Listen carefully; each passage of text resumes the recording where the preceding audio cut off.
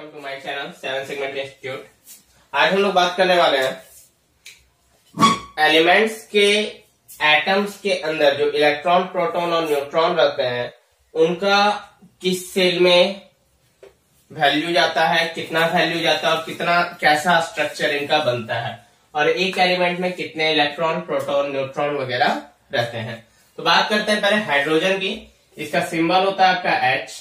Okay, ये आपका atomic number first में आता है और नंबर ऑफ प्रोटॉन्स इसमें कितने होते हैं 1।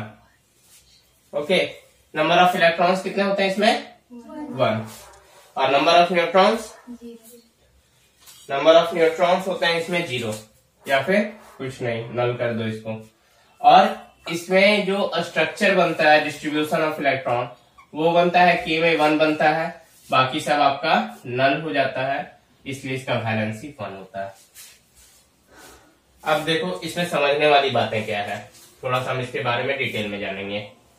एटॉमिक नंबर 1 क्यों होता है, पहले हम लोग ये जानना चाहेंगे। देखो हम लोग बात करते हैं नंबर ऑफ प्रोटॉन्स की। जितना प्रोटॉन किसी एलिमेंट में रहता है। अब बताओ, मान लो कोई एलिमेंट है हाइड्रोजन। एलिमेंट क्या है, ये हाइड्रोजन है, ये इसका सेंटर हो गया भाई।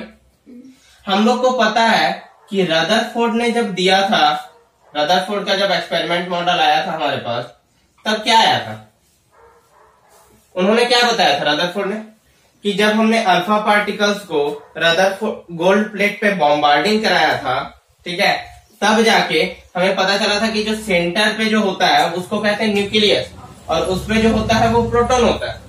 ठीक है, क्यों होता है प्रोटॉन, क्योंकि अल्फा पार्टिकल्स का नेचर कैसा है, पॉजिटिव है, पॉजिटिव चार्ज होते थे अल्फा, इसलिए जब उनको हम टकराते थे तो ये बाउंसिंग बैक हो जाते थे, या फिर रिबाउंड आप कह सकते हो कि वो रिबाउंड हो जाते थे। ये था हमारा रदरफोर्ड का मॉडल। और यहां से हमने जाना था कि प्रोटॉन कहां पे रहते हैं, सेंटर पे रहते हैं। और प्रोटॉन की खोज किसने की थी, तो ई गोल्डस्टीन ने की थी, 1887 में की थी। तो ये हम लोग ऑलरेडी जानते हैं। तो यहां से हमको पता चला कि प्रोटॉन में एक होता है, और यहाँ पे साथ में क्या होता है सेंटर पे, जेम्स चैडविक ने आगे बताया था न्यूट्रॉन होता है। और जेम्स चैडविक ने 1932 में बताया था हमें ये बात, और बताया था जेम्स चैडविक ने 1932 में। उसके बाद कॉन्सेप्ट आया एटॉमिक मास का, जहां से हम लोग जानते हैं कि प्रोटॉन प्लस अगर न्यूट्रॉन कर दें तो हमें क्या मिल जाएगा, एटॉमिक मास कर देगा। क्लास 9-10 में आप लोग को थोड़ा सा सिंपली तौर पे पढ़ना है, ठीक है, एक लाइट वे में पढ़ना है इन सब चीजों को, लेकिन आप आगे की क्लासेस में काफी हाईली तरीके से इनको जानोगे। अब देखो यहां से प्रोटॉन आ गया। इलेक्ट्रॉन का कॉन्सेप्ट हमें किसने दिया था, जे थॉमसन ने दिया था। और जे थॉमसन ने हमें क्या बताया था, कैसा मॉडल दिया था, उन्होंने एक वाटरमेलन का स्ट्रक्चर बताया था कि वाटरमेलन में जो सीड्स होते हैं, ब्लैक सीड्स, ठीक है, जस्ट लाइक इलेक्ट्रॉन। ओके, लेकिन वो वेरीफाई नहीं कर पाया, रदरफोर्ड भी अच्छे से वेरीफाई नहीं कर पाया, कुछ ना कुछ खामियां उनमें निकलती गई और उनका मॉडल फ्यूचर के लिए फेल होता गया, ड्रॉबैक हमें मिलते गए, पोस्टुलेट मिलते गए। लेकिन इसके बाद आए बोर, ठीक है, बोर और बरी 2 साइंटिस्ट थे, ठीक है, इनका कॉन्सेप्ट काफी यूनिक था। देखो रदरफोर्ड का जो मेन पोस्टुलेट था, खामियां जो थी रदरफोर्ड की, वो थी कि अगर मान लो सपोज दैट, उनका कहना था कि इलेक्ट्रॉन जो है वो घूमते रहता है। इलेक्ट्रॉन क्या है, घूमते रहता है, स्ट्रक्चर में रोटेट करते रहता है। और हमारे जो अदर साइंटिस्ट थे उस टाइम के, उन्होंने बताया कि जो भी चीज रोटेट करता है वो अपना एनर्जी लॉस करता है। लेकिन यहां तो ऐसा लॉस का केस कोई हुआ नहीं, क्योंकि इलेक्ट्रॉन तो सतत घूम रहा है। अगर इलेक्ट्रॉन लॉस हो जाए तो एटम्स क्या हो जाएंगे, पॉजिटिवली चार्ज पार्टिकल हो जाएंगे भाई, ठीक है। और हमको क्या पता है कि शुरुआती एंशिएंट टाइम से, महर्षि कन्नद वगैरह के ही टाइम से, फिर डाल्टन आए, उन्होंने भी बताया कि एटम पर कोई चार्ज नहीं होता है, एटम नो चार्ज होता है, परमाणु पर कोई चार्ज नहीं होता है, ठीक है, वो इलेक्ट्रिकली न्यूट्रल होता है, ठीक है। अगर एटम पर कोई चार्ज होता तो लाइफ एग्जिस्ट नहीं कर सकती, क्योंकि दुनिया में जितनी भी चीजें बनी हैं मैटर कहलाते हैं। हम लोग कहते हैं all substance which occupy space and has mass is called matter, ठीक है। तो वो मैटर कहलाता है। लेकिन यहाँ पर हम लोग देखेंगे अगर थोड़ा सा कि और मैटर इलेक्ट्रिकली न्यूट्रल होता है, ठीक है, क्योंकि उसके जो स्मॉलेस्ट होते हैं उस टाइम एटम पता थे। उसके बाद अभी इलेक्ट्रॉन, प्रोटॉन, न्यूट्रॉन है। आगे के क्लासेस में आप जानोगे 11-12 में न्यूट्रिनो है, पॉजिट्रॉन है, अल्फा, बीटा, रेस वगैरह है। तो काफी कुछ और धीरे धीरे आप लोग जानोगे। लेकिन यहाँ पे आपके 3 चीजों पर बात करना ही है, प्रोटॉन, इलेक्ट्रॉन और न्यूट्रॉन के ऊपर। इलेक्ट्रॉन के बारे में किसने बताया था? जे थॉमसन ने। प्रोटॉन के बारे में ई गोल्डस्टीन, और न्यूट्रॉन के बारे में किसने बताया था? जेम्स चैडविक ने, ठीक है। और ये याद रखना एग्जाम बेसिस से बहुत इंपॉर्टेंट टॉपिक है ये हमारा। और यहाँ पर उसके बाद रदरफोर्ड आए, जिन्होंने न्यूक्लियस के बारे में बताया था, सेंटर के बारे में हमें बताया था, ठीक है। तो रदरफोर्ड का यहाँ काम खत्म था। लेकिन अरेंजमेंट, जो इलेक्ट्रॉन, प्रोटॉन और न्यूट्रॉन का अरेंजमेंट था, वो डिफाइन नहीं कर पाए। तब आए बोर एंड बरी, 2 scientist. Okay guys, bore and बरी, उनका जो कॉन्सेप्ट था, इन्होंने एक फॉर्मूला दिया हमें 2n², ठीक है। अब पता नहीं, मान लिया होगा कोई फॉर्मूला, ठीक है। और 2n² का इसके अनुसार n क्या होता है? n होता है n belongs to natural number. n जो होता है एक बड़े n में बिलोंग करता है, यानी n यहाँ पे क्या है? नेचुरल नंबर है, समझ लो। और नेचुरल नंबर यानी कि प्राकृतिक संख्या किसको कहते हैं आप लोग को पता होगा, ठीक है। Those number starting with 1, okay. तो अगर हम यहाँ पे 1 पुट कर दें तो यहाँ पे वैल्यू 2 रह जाएगा। अगर हम यहाँ पे 2 × 2 का स्क्वायर पुट कर दें तो यहाँ पे 2 दूनी 4 दूनी 8 हो जाएगा। और अगर हम 2 का क्यूब कर दें तो 8, 2 दूनी 4 दूनी 8 दूनी कितना हो जाएगा?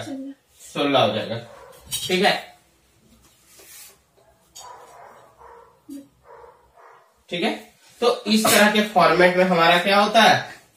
फॉर्म जो है 32, ठीक है। इस तरह के फॉर्म में हमारा सीरीज जो है आगे बढ़ते जाता है। ये किसने बताया था? बोर एंड बरी ने बताया था। अब ये क्या बताया था? ये क्या है भाई? तो ये इलेक्ट्रॉन्स का अरेंजमेंट है। क्या है? इलेक्ट्रॉन्स का अरेंजमेंट है। इन्होंने कुछ घर का निर्माण कर दिया, सपोज दैट घर बना दिया। हमने पिछला बार एक एग्जांपल होटल देके भी दिया था आप लोगों को, ठीक है। मान लो कोई घर है और मान लो ये सोडियम का है, सपोज दैट, और सोडियम में कितने प्रोटॉन होते हैं? 11, इसलिए उनके एटॉमिक नंबर क्या होते हैं? 11 होते हैं। हम पहले से जानते हैं ये चीज। एटॉमिक नंबर का डेफिनेशन भी यही कहता है, और एटॉमिक नंबर को जेड से डिनोट करते हैं, ये याद रखोगे, ठीक है। बिग जेड से इंडिकेट करते हैं, और मैथ में इसी को इंटीजर से। आगे देखो, 11 हो गया। अब यहाँ पे 2 हमने यहाँ पे मिला दिया, ठीक है। फिर 8, क्योंकि तीसरे घर में हमारा 8 लेता है। हो गया क्या? चलो ठीक। अब देखो 2 पहले घर में फुलफिल हुआ, ये था। अब इस सेल का नाम दे दिया इन्होंने के सेल। क्या दे दिया? के सेल या के ऑर्बिट, ठीक है। ये नाम दे दिया बोर एंड बरी ने। अब यहाँ पे देखो के है, जनरली हम लोग बोर का ही नाम लेते हैं, ठीक है। के यहाँ हो गया, इस सेल को दे दिया, एल इसको कह दिया, 8 फुलफिल हो गया। अब हमको क्या करना है? घरों को फुलफिल करना है। घरों का क्या काम है? फुलफिल करने का। ये हो गया एल सेल, और ये हो गया आपका एम सेल। क्लियर है यहां तक? अब देखो एम में क्या है? एम का कैपेसिटी तो है भाई 16। एम का कैपेसिटी कितना है? 16 है, ठीक है। कुछ गड़बड़ नहीं लग रहा है तुम लोग को? सोडियम में तो 2, 8 और 1 आएगा ना। इतना बड़ा गड़बड़ हो गया यहाँ पे, तो तब से लग रहा है कुछ गड़बड़ है। यहाँ 3 का स्क्वायर ना होगा, 18 ना होगा, और यहाँ 4 का ना स्क्वायर होगा, तो ध्यान देना चाहिए था ना। चलो कोई नहीं, प्रिंटिंग मिस्टेक था। आगे देखो, के हो गया, एल हो गया, एम हो गया। अब एम में 18 लेता है, एम में 18 लेता है तो कितना हो गया? 1, 2, 3। जगह तो 3 ही का बच रहा है ना, सॉरी 3 का भी नहीं, 1 का बच रहा है, ठीक है। क्योंकि 8 और 2 तो हमने पहले फुलफिल कर लिया, तो 10 कंप्लीट हो गया। और सोडियम के पास 11 है, यानी m के लिए 1 बच गया। ठीक है, अब देखो या तो m को क्या करना पड़ेगा, m सेल, सोडियम का m सेल के लिए क्या करना पड़ेगा, या तो इस पूरे घर में हमको 7 और एग्जिस्ट कराना पड़ेगा। भैया वहाँ पे 18 है तो हम लोग 8 क्यों लेते हैं? कहाँ 18? अरे देखो 18 उसका कैपेसिटी है तो 18 उसके पास होगा तब ना, 18 नहीं है 8 ही है, तो हम लोग 8 ही को एक इमेजिनरी मान के चल रहे हैं तत्कालिक तौर पे, क्योंकि 18 जरूरी थोड़ी है, 18 बहुत बड़ा डिजिट है ना, 17 और होना चाहिए उसके लिए, तुम समझ रहे हो। अभी 17 बोलेंगे, 17 कोई देगा नहीं, लेकिन अगर हम 7 बोले और 1 बोले तो एग्जिस्टेंस है। ठीक है, तो चीजें वही होती है जो ज्यादा आसान होती है। ठीक है, तो यहाँ पे आसान 8 हो रहा है तो 18 बड़े तौर पे यूज किया जा सकता है। ठीक है,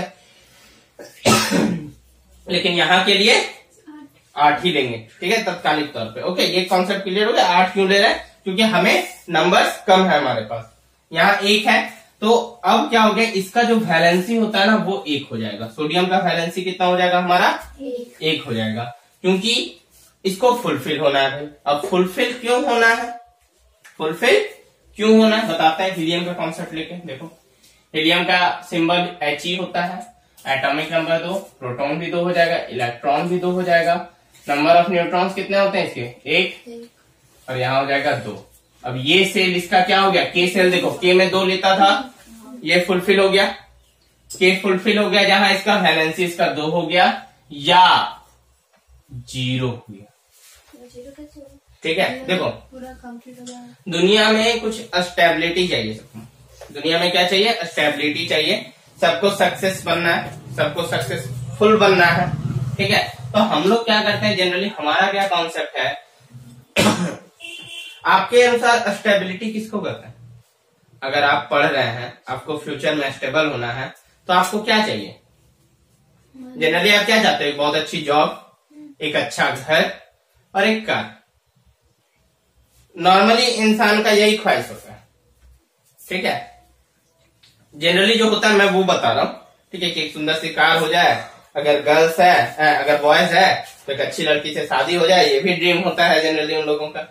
ठीक है, तो यहाँ पर जो कॉन्सेप्ट है कि स्टेबिलिटी सबको प्राप्त करना है, और जहां वो प्राप्त कर लेते हैं तो हम उनको सक्सेसफुल मान लेते हैं।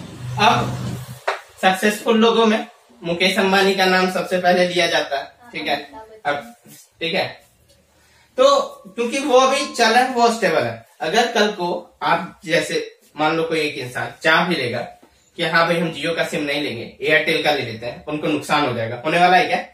कोई फर्क पड़ता है? नहीं पड़ता।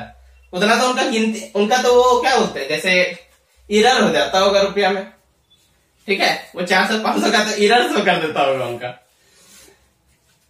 कहते हैं ना। खैर छोड़ो उन सब बातें, हम सिर्फ ये बता रहे हैं कि स्टेबल होना, किसी को वो चाहे तो किसी को फर्क करवा सकते हैं, हम लोग चाहे तो उनको फर्क नहीं करवा सकते। ठीक है, अगर मान लो सपोज दैट कोई फैमिली है, सपोज दैट कोई फैमिली है, अब फैमिली में कोई आदमी है जो नॉर्मली रह रहा था। ठीक है, लेकिन कल को वो सक्सेस कर जाता है, कल को वो सक्सेस कर जाता है, बहुत अमीर बन जाता है, बहुत अमीर, तो क्या आप लोग चाह के भी उसका कुछ बिगाड़ पाओगे क्या? नहीं कर पाओगे। लेकिन वो चाहेगा तो आपका सब कुछ कर सकता है।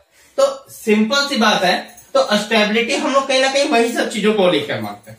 ठीक है, अब गूगल का सीईओ सुंदर पिचाई हो गया वगैरह, लैरी पेज हो गई, तो बहुत कोई ऐसे ऐसे जिनको हम सक्सेसफुल मानते हैं और चलते हैं। ठीक है, बिजनेस हो गया या फिर जॉब हो गया वैसा। तो यहां पर भी जो एलिमेंट्स है ना, वो भी लाइफ में अपना स्टेबल होना चाहता है, ताकि उसको किसी और की जरूरत ना पड़े, वो इंडिपेंडेंट हो। क्या होना चाहिए? वो इंडिपेंडेंट होना चाहिए, किसी पर डिपेंडेंट उसको रहने की आवश्यकता नहीं है। अमीर होने का मकसद यही मेरा कहना है कि वो अब इंडिपेंडेंट है, अब उसको किसी पर डिपेंडेंट रहने की जरूरत नहीं है। अब जैसे मैं हूं तो मैं इंडिपेंडेंट हो चुका हूं बहुत हद तक। ठीक है, डिपेंडेंसी, मुझे अपने खर्चों के लिए किसी पर डिपेंडेंट रहने की आवश्यकता नहीं है। मन किया तो ये खरीद लिया, मन किया तो वो खरीद लिया, जो मन किया, यानी कि कहीं ना कहीं डिपेंडेंसी बहुत हद तक आ चुकी है। लेकिन आप लोग के साथ ऐसा नहीं है। ओके, तो यहां देखो, तो ये हीलियम है, तो ये स्टेबल है क्योंकि इसका घर में 2 फुल हो गया। अगर किसी के घर में, देखो पुराने जमाने के जो लोग रहते थे ना, पुराने जमाने के जो लोग रहते थे वो भोजन को स्टोर करके रखते थे। ठीक है, प्राचीन भारत का कॉन्सेप्ट में जाओगे तो वो लोग का कॉन्सेप्ट क्या था, वो लोग धन नहीं रखते थे, वो लोग पैसे नहीं रखते थे, वो लोग भोजन को बचा के रखते थे। और उनका सिस्टम ऐसा था कि अगर 6 महीना 1 साल तक भी चावल वगैरह रह जाए ना तो सड़ता नहीं था। ठीक है, ठीक है, लेकिन अभी होता है, लेकिन कोल्ड स्टोरेज जो अभी फ्यूचर में हम लोग जान रहे हैं, कोल्ड स्टोरेज फल वगैरह रखा जाता है जिसमें, तो वो सब उस टाइम पे भी था और हम लोग से बेहतर हालात में था। ये भी मैं बता दे रहा हूँ। ठीक है, जब आप प्राचीन भारत वगैरह के बारे में आगे जाकर स्टडी करोगे तब आपको पता चलेगा। तो वो क्या था, वो भंडार करके रखते थे, भंडारण क्षमता रखते थे। कारण क्या था, क्योंकि कल को किसी और पे डिपेंडेंट वे ना हो। ओके, कल को वो किसी और पर डिपेंडेंट ना हो। अभी जैसे ही लॉकडाउन लगा, आप लोगों ने देखा कि इतना चावल गवर्नमेंट ने बांटा है। ठीक है, घर घर में सबको चावल वगैरह दिया गया है। इसका मतलब क्या था, हमारे पास था तब ने हमने दिया, तो यानी हमको किसी और देश पर डिपेंडेंट रहना पड़ा क्या।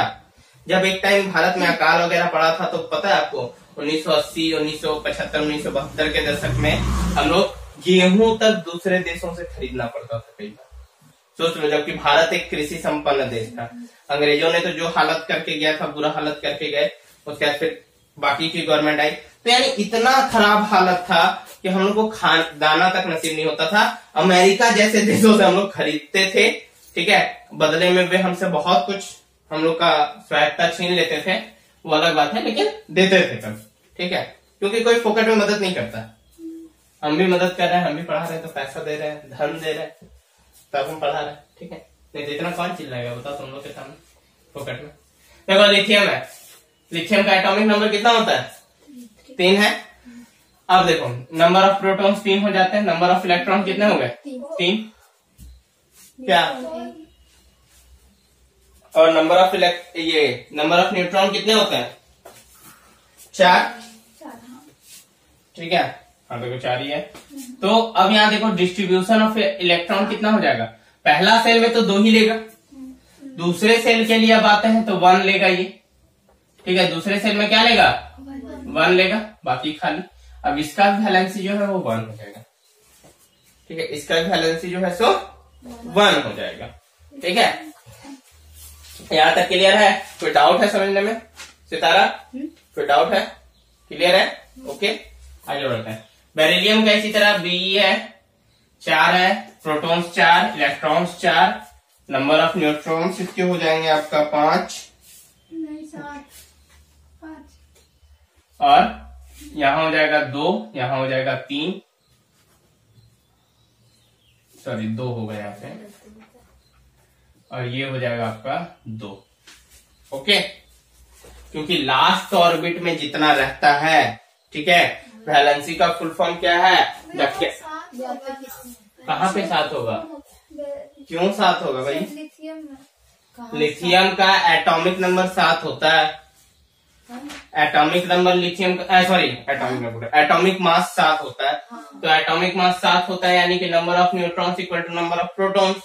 ठीक है, तो यहाँ 4 और 3। देखो यहाँ पर जनरली इन सब केसों में आ गया, हम अब बता देते हैं थोड़ा सा ऑक्सीजन कार्बन का। ठीक है, आगे आगे जैसे बढ़ते जाएंगे और काफी सारे डाउट्स आपके क्लियर होंगे।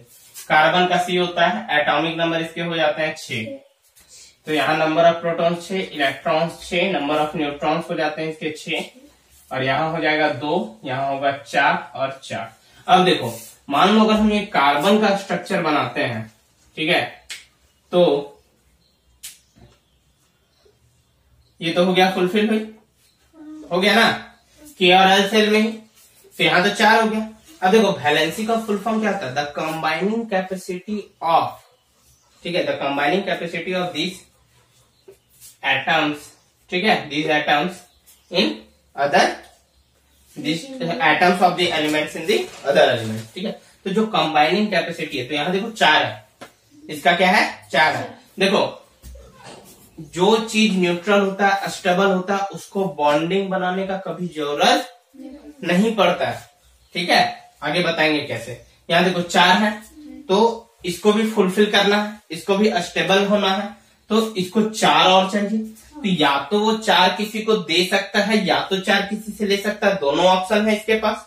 या तो 4 दे भी सकता है या 4 ले भी सकता है, तो इसका वैलेंसी यहाँ पे हो जाएगा 4। ये हो गया कार्बन का। ओके, यहाँ तक क्लियर है? नोट डाउन कर लो इसको।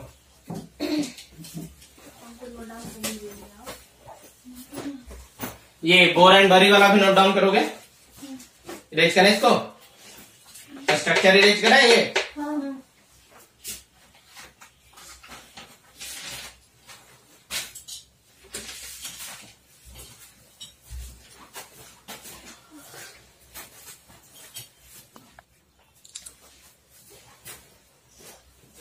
नेक्स्ट हमारा नाइट्रोजन का बनेगा, और नाइट्रोजन क्या कहता है हमारा, एन हो जाता है 7 7 वगैरह। और देखो यहाँ पर जब हम इसका बनाएंगे तो 7 रहेगा तो 2 और 5 हो जाएगा। ठीक है, तो यहाँ देखो अब यहाँ पे वैलेंसी कितना होना चाहिए, वैलेंसी यहाँ पर कितना होगा, यानी संयोजकता 3 और 5 कितना होगा, 3 और 5 संयोजकता। ठीक है, 3 और 5, तो ये गलत है, 5 नहीं होगा। ओके, कितना होगा, 3 होगा। क्यों होगा 3? देखो कार्बन जो आता है ना वो ग्रुप 14 में आता है। ठीक है, ये सब आप हायर क्लासेस में पढ़ोगे, हम थोड़ा सा यहाँ पे बता दे रहे हैं सिर्फ आपको कि देखो कार्बन जो होता है, ये जो ग्रुप 14 होता है, एक खास प्रकार का एलिमेंट होता है। इसमें क्या होता है, इसके जो वैलेंस होता है ना, वैलेंस इलेक्ट्रॉन, वैलेंसी इनकी जो होती है वो 4 होती है, और 4 वालों की टेंडेंसी ये है कि वो 4 ले भी सकते हैं और 4 दे भी सकते हैं। लेकिन जो 4 से कम वालों की है, जैसे संयोजकता, डिस्ट्रीब्यूशन ऑफ इलेक्ट्रॉन्स, यानी इलेक्ट्रॉनिक विन्यास जब हम लोग निकालते हैं, ठीक है, लिख लेना बस, इलेक्ट्रॉनिक विन्यास करते हैं हिंदी में से। तो यहां पर क्या होता है कि अगर ये 4 से कम रहेंगे, जैसे यहाँ 2 और 3 रहता, ठीक है, तो इसका 3 ही रह जाता। समझे बात को? क्योंकि इसका कैपेसिटी क्या है, 3 देने में आसानी है, हमको मैक्सिमम 8 का ही इंटरचेंज कर सकता है, 8 के अंदर का ही इंटरचेंज करने वाले हैं। ओके, 8 से अधिक का नहीं करने वाले हैं। 8 से अधिक में क्योंकि हम दूसरे सेल में भेज देते हैं चीजों को, तो 8 तक का इंटरचेंज करेंगे। यहाँ 5 है तो देखो 3 लेना किसी से ज्यादा आसान है।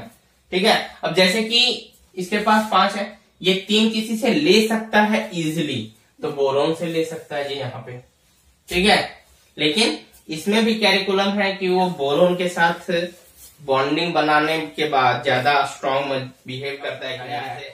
कि हाइड्रोजन जो है वो आग को भड़काने में काफी ज्यादा मदद करता है, और ऑक्सीजन जो है, ऑक्सीजन के बिना आग लग ही नहीं सकता, एग्जिस्ट ही नहीं कर सकता फायर। लेकिन हाइड्रोजन क्या होता है, अगर हाइड्रोजन मिल जाए तो वो आग को काफी तेजी से बढ़ा सकता है और काफी ज्यादा भड़का देता है।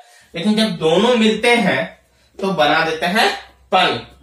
ठीक है, और सोचो पूरे विश्व का 3/4 भाग क्या है, पानी है। ठीक है, तो यानी कि कितना स्ट्रॉन्ग बॉन्डिंग है, तब ना इतना भारी मात्रा में मौजूद है जी। तो बॉन्डिंग में मेन रहता है कि बॉन्डिंग का बिहेव कैसा है। इसमें भी आगे तुम चेंज कर दोगे तो ये आइस के फॉर्म में हो जाता है। ठीक है, अगर आप थोड़ा सा लो कंसंट्रेशन कर दोगे तो गैस बन जाता है, बादल के रूप में मौजूद हो जाता है। ठीक है, 2 5। तो यहाँ पर जो इसका कैपेसिटी है नाइट्रोजन का वो क्या है, 3, वो किसी को भी ले सकता है, 3 किसी से वो लेगा ही, 3 किसी से वो लेगा ही।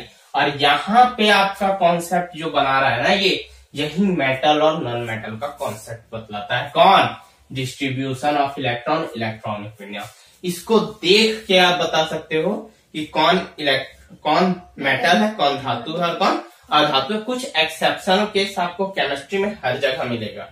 ठीक है, उनको छोड़ दिया जाए तो। अब ऑक्सीजन की बात करते हैं, इनका 8 होता है, और यहाँ पर अगर हम बात करेंगे तो 2 और 6 हो जाएगा। यानी ये कितना कैपेसिटी बचा इसका, 2 बचा। क्लियर, कोई डाउट है समझने में? देखो किसी को 6 देगा, किसी को अपना 6 इलेक्ट्रॉन, ये क्या है, इलेक्ट्रॉन है। ठीक है, तो 6 इलेक्ट्रॉन किसी को अपना ये देगा सपोज दैट, तो काफी दिक्कत होगा। ओके, 6 इलेक्ट्रॉन देगा तो काफी बड़ा भाग अपने पास से देना पड़ेगा। लेकिन 2 इलेक्ट्रॉन लेगा तो वो आसानी से ले सकता है किसी से, तो इसलिए 2 हो गया इसका। और अगर हम फ्लोरीन का बात कर रहे हैं तो फ्लोरीन का सिंबल क्या हो जाता है? F। 9 हो गया इसका, 2 और 7। ठीक है, अब इसका वैलेंसी कितना हो गया? नियॉन की बात करते हैं, Ni होता है इसका। अब Ni क्यों हो गया? हम बता चुके हैं, ये सब जो नेमिंग है सिंबल का वो IUPAC नेमिंग के तहत रखा गया है। IUPAC क्या है? ठीक है, फ्यूचर में क्लास 10 आप लोगों को काफी डिटेल में पढ़ना है ये सब चीजें, इंटरनेशनल, लेकिन आप लोगों का सिलेबस से हटा दिया गया है, लेकिन हम फिर भी कोशिश करेंगे कि आप लोग को वो चैप्टर 4 पढ़ाने जाए, international union of pure and applied chemistry. ठीक है, ये देखो IUPAC हो गया। तो ये काफी ज्यादा इंपॉर्टेंट रोल निभाता है किसी भी ऑब्जेक्ट का नेमिंग वगैरह के लिए डिफाइन करना। अब देखो नियॉन का क्या है, 10 होते हैं। ठीक है, ये भी 10 हो जाएंगे, ये भी 10 हो जाएंगे, तो हो गया 2 और 8। अब ये इसका 0 हो जाएगा, ये क्या हो जाएगा? इसका 0 हो जाएगा, क्योंकि ये इसका फुलफिल कंप्लीट है, इसको अब कोई फर्क नहीं पड़ता है। ठीक है, जैसे एक होता है ना, एक एज होने के बाद पेंशन जो मिलता है, जैसे अब जब बहुत हाई प्रोफाइल जगह पे जॉब करोगे ना तो उसका पेंशन ही इतना ज्यादा आता है, खास करके गवर्नमेंट जॉब वगैरह में, तो आप आराम से अपनी जिंदगी व्यतीत कर सकते हो, सही तरीके से मैनेज करके चलोगे तो। ठीक है, union of pure and applied. हाँ, प्योर एंड अप्लाइड केमिस्ट्री। ठीक है, तो वो काफी ज्यादा स्टेबल हो जाते हैं। तो नियॉन यहाँ पे स्टेबल एलिमेंट है। हीलियम के बाद देखो नियॉन आया। ठीक है, इसके बाद हमको पता, आगे बढ़ते हैं स्ट्रक्चर में तो आर्गेनिक मिलता है। ठीक है, आगे और वगैरह वगैरह मिलेंगे आपको। ठीक है, फिर क्रिप्टन है, फिर जेनन है, फिर रेडान है, वगैरह वगैरह। ठीक है, यहाँ देखो तो नियॉन का केस भी क्लियर है। अब देखो इलेक्ट्रॉनिक विन्यास यानी डिस्ट्रीब्यूशन ऑफ इलेक्ट्रॉन हमारा डिसाइड करता है कि कौन मेटल है और कौन नॉन मेटल है। ठीक है, तो देखो अगर L में यानी लास्ट सेल में 1, 2 और 3 हो, लास्ट सेल में क्या हो, 1, 2 और 3 हो, तो वो मेटल हो जाते हैं। क्या हो जाते हैं? मेटल हो जाते हैं, धातु कहलाते हैं। देखो एक्सेप्शनल है, केमिस्ट्री में बहुत जगह एक्सेप्शनल केस आपको हर जगह मिलेगा। केमिस्ट्री ही एक ऐसा टॉपिक है यहाँ पे एक्सेप्शनल ही कूट कूट के भरा हुआ है। जैसे हाइड्रोजन तो मेटल नहीं है, लेकिन एक होता है ना। आगे देखो 1, 2, 3, ये तीनों lithium, beryllium, boron. Okay, lithium, beryl, boron, तीनों क्या है, धातु हो जाते हैं। 4 भी लिखे हैं, काफी डाल दिए। हाँ, 4, अच्छा सॉरी, कोई नहीं। अब देखो ये जो 4 वाला है ये उपधातु कहलाता है। क्या कहलाता है? उपधातु, यानी कि मेटेलॉइड, यानी ऐसी प्रजाति जिसमें धातु का भी गुण और अधातु का भी। ठीक है, वो जरूरत पड़ने पे अपना बिहेवियर चेंज कर देता है। ठीक है, और आगे हायर क्लासेस में मेटेलॉइड के ऊपर अगर आप अधिक काम करोगे तो आप इन पर बात कर सकते हैं फिर सुपर कंडक्टर पर। मेटेलॉइड का कोई एग्जांपल बताइए ना। कार्बन तो दिए, कार्बन तो है ना, कार्बन हो गया, सिलिकॉन हो गया, गैलियम हो गया, स्ट्रोंसियम हो गया। ठीक है, यानी कि टीन वगैरह हो गया, बहुत सारा है। आगे देखो, अब अगर हम इन तीनों पर बात करें ध्यान से, यहाँ 5, 6, 7 है। ठीक है, यानी 4 से क्या है, अधिक है, तो वो अधातु कहलाते हैं। ठीक है, नोट करके आप लोग नीचे में लिख लो जो हिंदी वाले हैं कि इलेक्ट्रॉनिक विन्यास जिनका 1, 2, 3 होता है, लास्ट घर में, लास्ट ऑर्बिट में, लास्ट सेल में 1, 2, 3 होता है, वो मेटल धातु कहलाते हैं। और जिनके 5, 6, 7 होते हैं वो अधातु कहलाते हैं, नॉन मेटल कहलाते हैं। ठीक है, और सीबीएसई वाले इंग्लिश से लिखेंगे। दो substance in last orbit of distribution of electrons in 1, 2, 3 are called metal, and same others 5, 6, 7 is called non-metal, and 4 is also known as metalloid. ठीक है, फटाफट नोट डाउन कीजिए आप लोग इसको।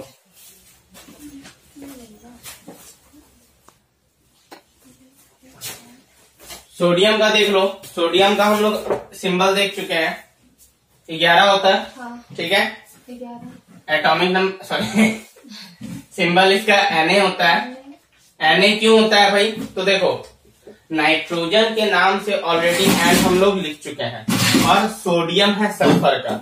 और हमने आप लोगों को बताया है पहले कि एलिमेंट्स जो है, तत्वों की जो खोज हुई है वो सिस्टमैटिक ढंग से हुई नहीं थी। ठीक है, जो पहले आया उसका सिंबल पहले चला गया। तो सल्फर सोडियम से जाहिर सी बात है कि पहले आया, क्योंकि देखो सोडियम एक एक्सेप्शनल केस है, तो जाहिर सी बात है कि एक्सेप्शनल केस क्या है, धातु होते हुए भी इसको चाकू से काटा जा सकता है, सोडियम और पोटेशियम को।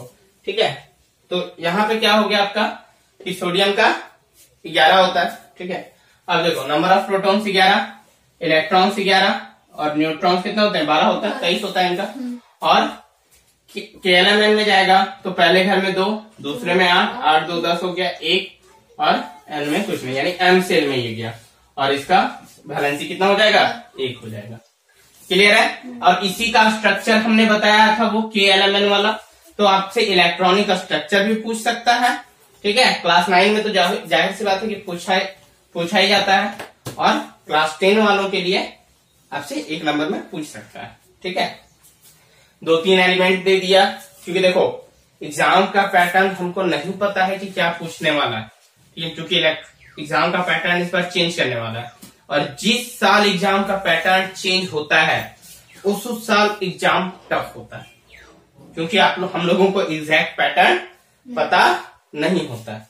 ठीक है, जनरली टफ भी होता है, कई इजी होता है, लेकिन वो 100 में से 1 केस या 2 केस में ही इजी हुआ है, बाकी 90, 99, 98 केस में टफ ही हो जाता है केस। ठीक है, क्योंकि टीचर लोग वही पुरानी मानसिकता वाला क्वेश्चन भर देते हैं।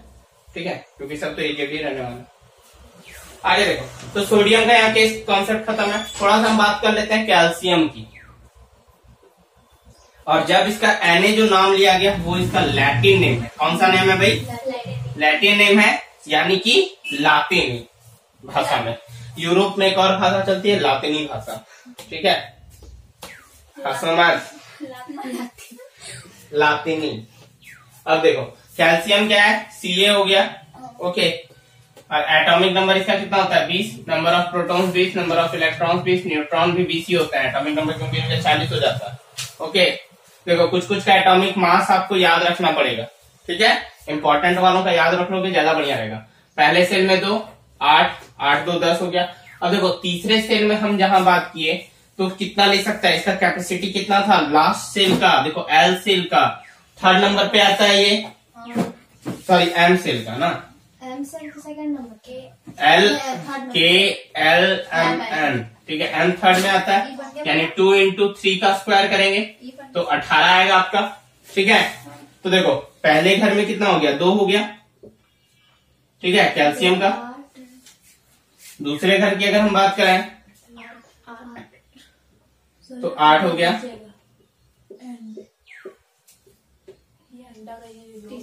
और अब अगर 2 और 8 खत्म हो गया, अब देखो कितना बचा? 2 और 8 खत्म हो गया, 10 खत्म हो गया। अब कितना बचा इसके पास? 8 बचा।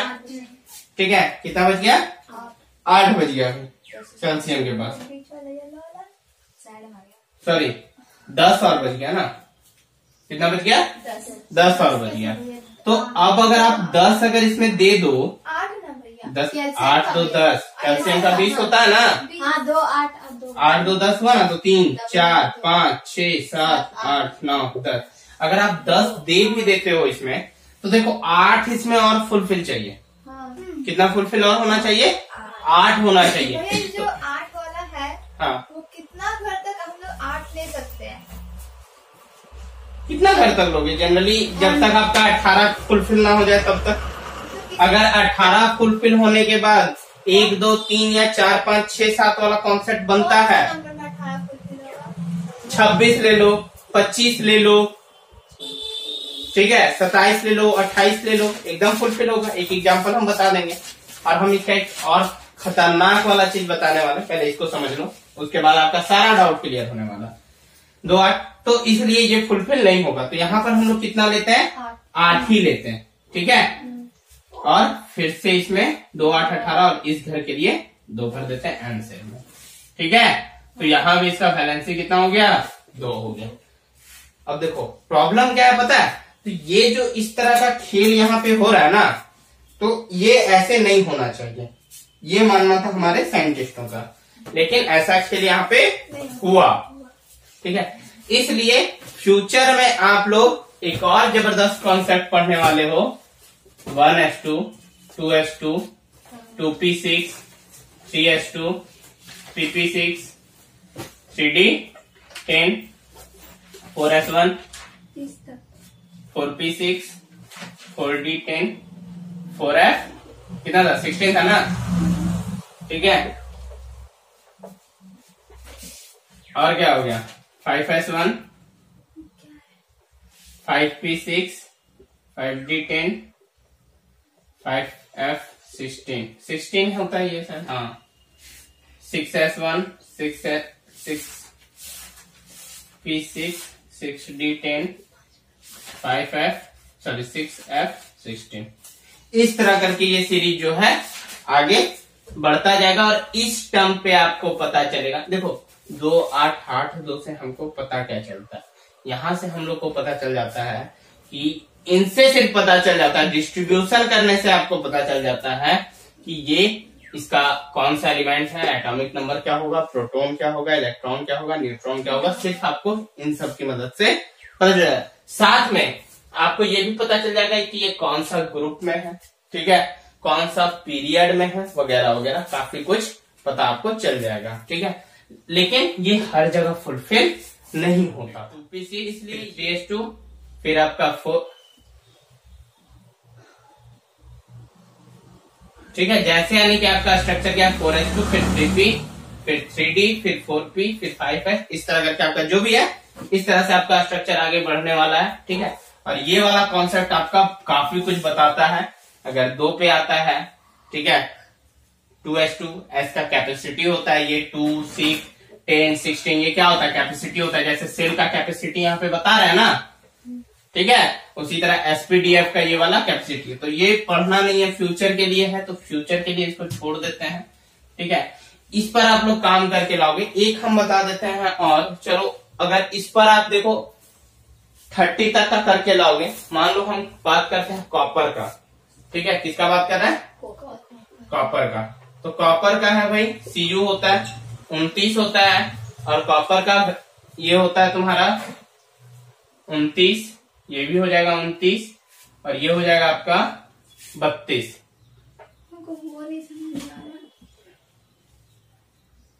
34 हो जाएगा ये, ठीक है। अब यहाँ पे आप जब फुलफिल करोगे तो कैसे लोगे? देखो पहला घर में 2, दूसरा घर में 8, फुलफिल हो गया, 8 2 10 हो गया। अब देखो अब कितना बच रहा है? 29 में से 10 घट गया, 19 बच रहा है।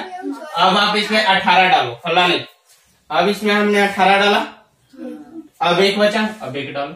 इन सब केसेस में ये वाला फुलफिल आपका आराम से करेगा, ठीक है। क्लियर है? कोई डाउट है अभी भी? चलो नोट डाउन करो। अब आप 30 तक बना के लाओगे। क्लास खत्म, लेक्चर खत्म, फिनिश, ठीक है। लाइक सब्सक्राइब कर देना चैनल को जी, सबको अच्छा लगा तो। ओके, गुड बाय, टाटा। Derive formula of chemical compound. यहाँ पे हम लोग बताएंगे कि कंपाउंड का फॉर्मूला कैसे डिराइव होता है, या कैसे निकालते हैं कि कोई कंपाउंड का फॉर्मूला क्या होगा। जैसे आप लोग जानते हैं NaCl, क्या ऐसे ही अपने मन से एडजस्ट कर गया क्या? ठीक है। Al2O3 एल्यूमिनियम ऑक्साइड, अपने मन से कुछ नहीं हुआ, फॉर्मूला है भाई, कैसे जुड़ा, क्या हुआ। अब कंपाउंड यानी कि इसको कहते हैं हम लोग यौगिक, यही बोलते हैं ना। तो चलो यौगिक का फॉर्मूला ये बताओ तो फटाफट, थोड़ा सा पिटाई उटाई कर लेते हैं। छड़ी रुको, जिससे पूछेंगे वही बताना। छड़ी कहाँ है मेरा? पहले वहां छड़ी है, दो तो। कंपाउंड यौगिक का डेफिनेशन बताएगी अरे नुका के रखती है। कहाँ है? नहीं, नहीं है। नहीं है। आज 10 में नहीं है, आज कल ऐसा कैसे हो सकता है? मेरा रूम में छड़ी नहीं मिलेगा। चलो बताओ, तुम बताओ, यौगिक किसको कहते हैं? दो या दो से अधिक तत्वों का मिश्रण को यौगिक कहते हैं। तो हाथ में डालो फटाक से, रुको भैया। जल्दी करो, फिर पास करना आगे भी ना। बोलो। दो या दो से अधिक बने मिश्रण के तत्वों को यौगिक कहते हैं। तुम भी पिटाई खाओ। नहीं, एक या एक से बने के अधिक। 2 या 2 से अधिक मिलाओ या 1 या 1 से अधिक मिलाओ, बात तो बराबर ही होगा ना। ला दो, बोलो। हाँ, जब दो से अधिक एलिमेंट्स मिलते हैं। इंग्लिश में बोलो। डिफाइंड कंपाउंड When सीबीएसई से।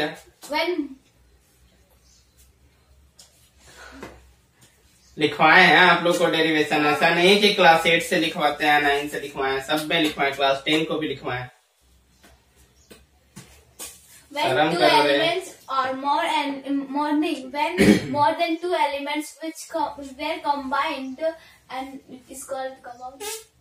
तुम भी हाथ में तुम क्या बचेंगे, तुमको चोर से पिटेंगे। जब नहीं बोलो, पहले बोल दो, उसके बाद पिटेंगे। जब दो या दो से अधिक विभिन्न तत्व जो एक खास अनुपात में अभिक्रिया करके फिक्स रासायनिक समीकरण को बनाते हैं तो उन्हें यौगिक कहते हैं। This is called compound.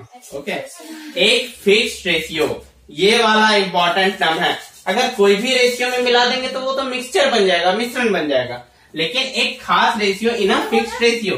अब देखो कैसे हम फिक्स्ड रेशियो की बात कर रहे हैं। सबसे पहले बात करते हैं सोडियम और क्लोरीन की। देखो सोडियम का वैलेंसी कितना होता है? सोडियम का अभी पढ़ा है, एक। क्लोरीन का एक। ठीक है, अब देखो, लेकिन पता है सोडियम पे जो चार्ज होता है वो प्लस होता है और क्लोरीन पर चार्ज माइनस का होता है। ऐसा क्यों होता है? क्योंकि उसका जो वैलेंसी है ना, देखो जो दे देता है, जो किसी को देता है वो हमेशा प्लस में रहता है, जो किसी को लेता है वो माइनस में रहता है। ये चीज याद रखो, बहुत बेसिक चीज है, फ्यूचर में बहुत यूज होने वाला है। जो देता है वो प्लस में, दानी है वो, ठीक है, देने वाला है, दानी है, प्लस में रहेगा। जो लेता है, ऋण है, कर्जा ले रहा है, वो तो हमेशा माइनस में रहेगा ना। सिंपल सा कॉन्सेप्ट है, समझ में आ गया? अब देखो सोडियम का क्या था कॉन्सेप्ट, 2, 8 और 1 था इसका, यानी एक ये क्या करता है, किसी को भी दे सकता है आराम से, तो ये तो दानी हो गया भाई, ये तो प्लस हो गया। और क्लोरीन का क्या है, 2, 8, 7 है, यानी इसको 1 चाहिए। हमने होटल वाला कॉन्सेप्ट पहले भी बता चुके हैं, ठीक है। उसको 7 चाहिए, इसका 1 चाहिए, इसको भी 1 चाहिए और ये 1 देना चाहता है, इसलिए बॉन्डिंग बनता है, ठीक है। अब ये होता है इंटरचेंज। ये क्या होता है? इंटरचेंज। इसका वाला ये ले लेता है और इसका वाला वैलेंसी ये ले लेता है, then form new compound called Na1Cl1।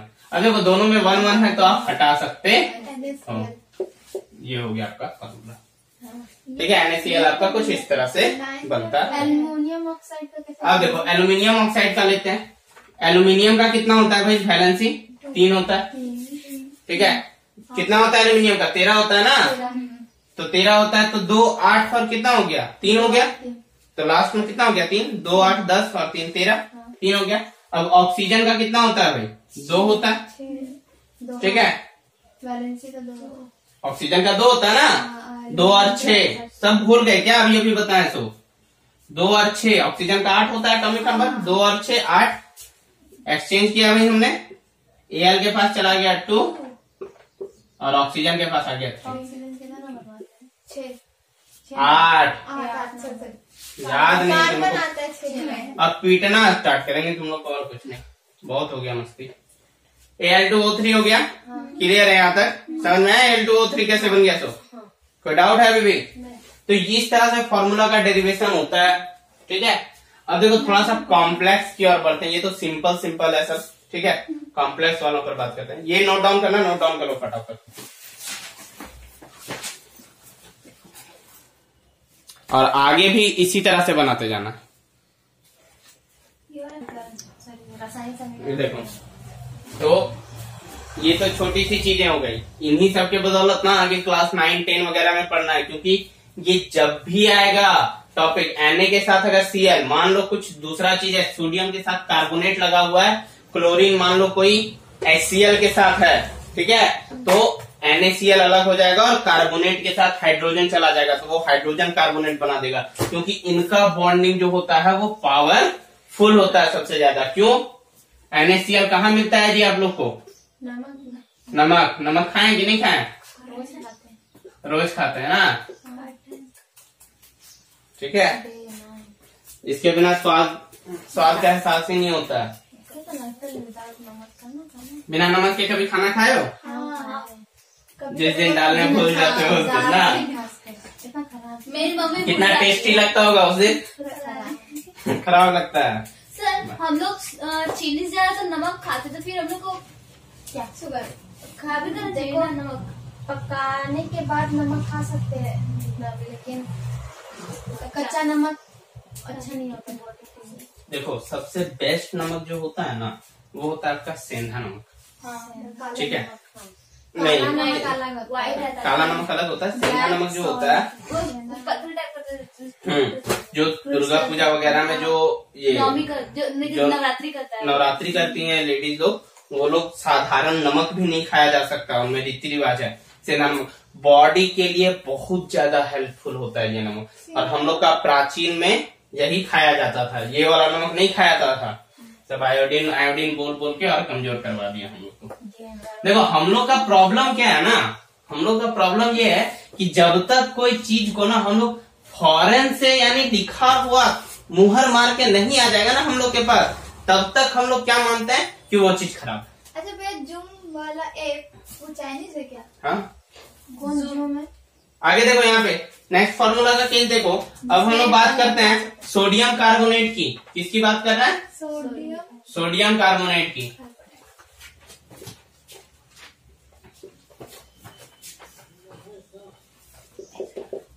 देखो, सोडियम का Na होता है और कार्बोनेट का क्या होता है? CO। यहाँ पे हम जानेंगे कार्बोनेट का जो फॉर्मूला होता है वो CO3 होता है, ठीक है। CO3 होता है, तो इसका जो वैलेंसी होगा वो कैसे होगा हम सबको बताते हैं। इसका 4 है, ठीक है, सोडियम कार्बोनेट। ओके, तो देखो कार्बोनेट का फॉर्मूला क्या होगा? CO3 होता है। कार्बन का कितना हो गया? 4 हो गया। ऑक्सीजन का तो -2 होता है भाई, तो वो -2 होता है। क्या होता है ऑक्सीजन का? -2। तो यहाँ पे हम लोग क्या करेंगे? -2 × 3 करेंगे तो ये वैल्यू आ जाएगा -6 आ जाएगा। और कार्बन का होता है 4। अब कार्बन के साथ क्या वो शेयरिंग कर सकता है, अब वो प्लस में भी हो सकता है और माइनस में भी हो सकता है। तो यहाँ पर इसको हम प्लस में लेंगे क्योंकि माइनस हमारे पास पहले से मौजूद है, तो जाहिर सी बात है ये प्लस का काम करेगा। तो यहाँ कार्बोनेट का वैल्यू होने वाला -2। और ये सब फ्यूचर में आप लोगों को काफी ज्यादा डीपली पढ़ना है, तो गाइस थोड़ा सा ध्यान दीजिए। ऑक्सीजन का हो जाएगा यहाँ पे 3 2 -2 होता है ऑक्सीजन का, तो -2 × 3 हो जाएगा -6। और कार्बन का हो जाएगा 4, तो -6 में से जब 4 चला जाएगा तो आपके पास बचने वाला -2। सोडियम का हो जाएगा 1+, क्रॉस मल्टीप्लीकेशन करेंगे तो Na का हो जाएगा 2 और कार्बन का हो जाएगा 1 का 1 यानी CO3। ऐसे जनरली हम लोग होल 1 लिख सकते हैं, लेकिन यहाँ पे कोई जरूरत नहीं है। अगर 2 रहता तो CO3 होल 2 लिखते, इस बात का ध्यान दीजिए। अब यहाँ पर कुछ क्वेश्चंस हैं, इनको आपको बना के लाना है, ठीक है। पहला बात है किसका क्या नाम होगा और किसका फॉर्मूला क्या होगा। तो देखो, सोडियम ऑक्साइड का बनाना है, एल्यूमिनियम क्लोराइड है, सोडियम सल्फेट है, मैग्नीशियम क्लोराइड है और हाइड्रोजन क्लोराइड है, ठीक है। HCl है, MgCl2 है, सोडियम सल्फेट है, एल्यूमिनियम क्लोराइड है, वगैरह वगैरह आपको बना के लाना है। ये आपका होमवर्क है। साथ में हमने दिया है, ये आपका नेमिंग आपको करना है। CaCl2 है, अब कैल्शियम है, क्लोराइड है, K2SO4 है, SO4 सल्फेट है। नेक्स्ट क्लास में हम बात करेंगे इसका आंसर क्या होगा, पर फिलहाल आप लोगों को यहाँ ध्यान देने की जरूरत है। पोटेशियम नाइट्रेट है, कैल्शियम कार्बोनेट है, NO3 को हम लोग नाइट्रेट पढ़ते हैं, ये पोटेशियम है। खुद से करके लाइएगा। और 30 तक वैलेंसी, इलेक्ट्रॉनिक स्ट्रक्चर, उसका कॉन्फ़िगरेशन वगैरह आपको करना है। और गाइस, चैनल को लाइक एंड सब्सक्राइब जरूर कीजिए और साथ ही साथ अपने दोस्तों तक शेयर कीजिए। शेयर करने से क्या होता है कि वीडियो जो है वो पहुंचता है जरूरतमंद लोगों तक, और इसकी बहुत जरूरत है। तो शेयर जरूर कीजिए, लाइक कीजिए और सब्सक्राइब कीजिए। Thank you.